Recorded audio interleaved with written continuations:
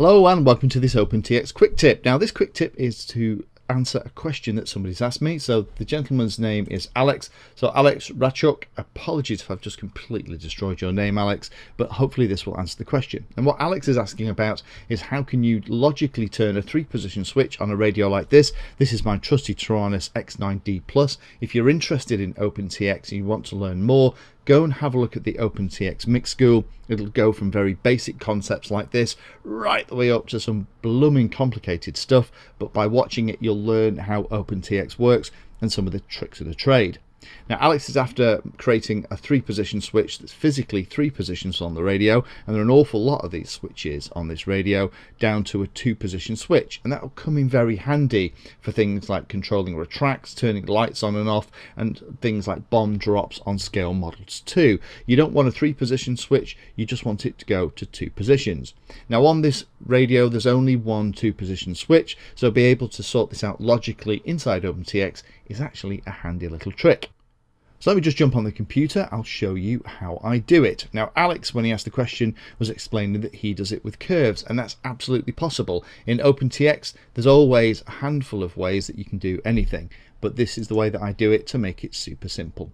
So here's my radio. All I've done in the mix is I've got switch A on channel 5. I just simulate that.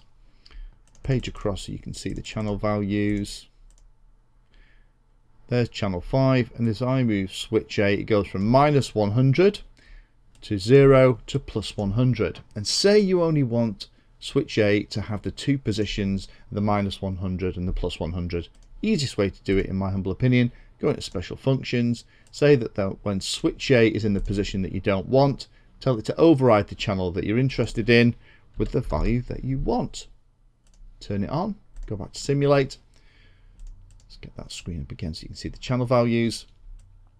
So now switch A, even though it has 3 physical positions, will only send the channel to 2 values, either -100 or +100, and it doesn't matter what I do with the other sides. Now the nice thing here is that if we wanted it so that in the back position maybe the gear is down on the plane and the other 2 positions the gear is up, maybe you want it the other way around so that these 2 positions are the ones that don't give any change. Well, that's pretty easy to do. You just again say that when the switch is in the middle position that I'm not interested in, this time override it with the other channel value. So now switch A in the back 2 positions will give me that gear down position, and then at the bottom it's going to change the value to do gear up or turn the lights or whatever.